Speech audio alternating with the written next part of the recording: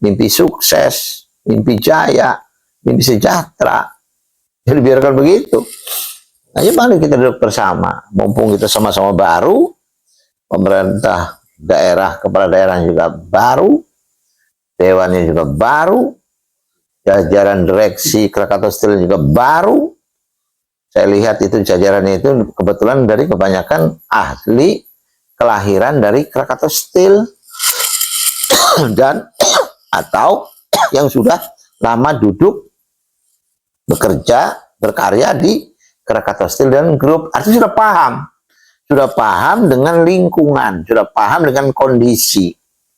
Nah, lebih mudah sebetulnya itu untuk melakukan itu.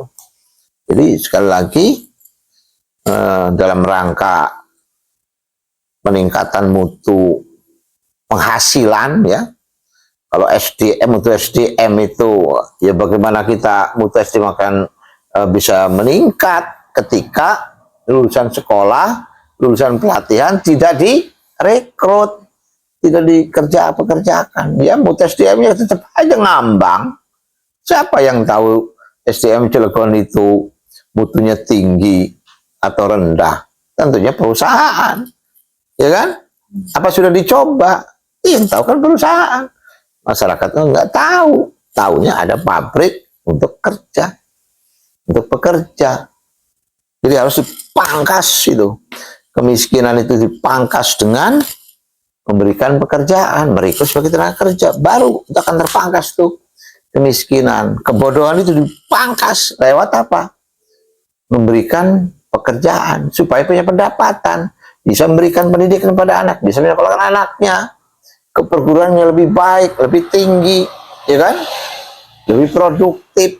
Bagaimana kita akan menyekolahkan anak ke UGM, ke UI, ke ITS, ya kan? ITB, IPB. Sementara orang tuanya, masyarakat Cilegon, ya, masih banyak yang tidak berpendapatan, ya kan? Miskin. Orang lebih suka mengejar memberikan makan, bantuan, subsidi, makan, itu. Lebih suka itu dibandingkan memberikan kesempatan pendidikan, ya kan? Berikan pendidikan, berikan pelatihan. Banyak yang memberikan makan itu, bantuan makan itu banyak. Tapi yang memberikan pendidikan, pelatihan, pembinaan, itu yang jarang. Jadi peningkatan teknologi itu harus diimbangi dengan pengetahuan, ya kan? Orang itu dikatakan pintar ketika dia bisa menjalankan ilmunya. Orang itu dikatakan maju ketika dia betul-betul maju, berkreatif, aktif. Itu namanya orang maju. Orang tidak jujur pada ilmu itu sangat bahaya.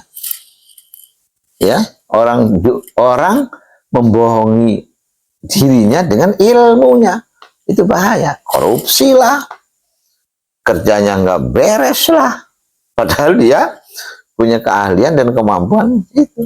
Masih mending tukang kebun, jujur bisa memelihara kebun, tukang rumput bisa motong rumput dan ahli dalam motong rumput.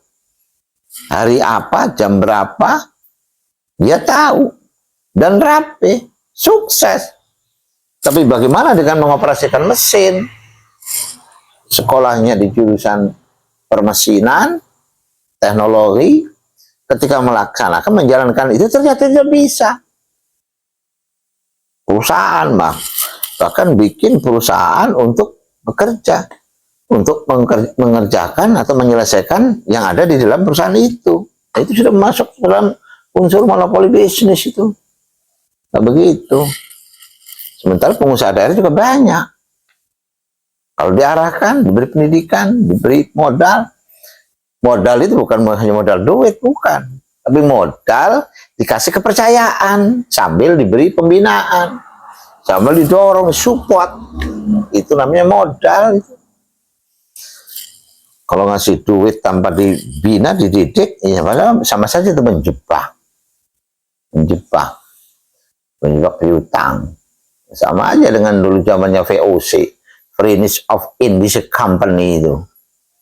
Barter, barter, barter, akhirnya lahannya dikuasai, ya kan, oleh Belanda. Sudah dikuasai, kemudian lahan kita naikkan pajaknya, datang ke Indonesia. Nah, itu disebut penjajahan itu.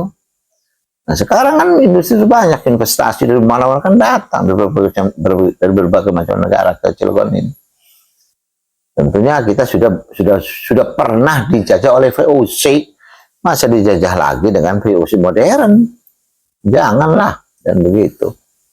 Ya, mudah-mudahan dengan selesainya pilkada, pemilihan kepala daerah, selesainya RUPS, ini semuanya baru ini, tentunya langkah-langkahnya harus. Terima kasih. Assalamualaikum warahmatullahi wabarakatuh.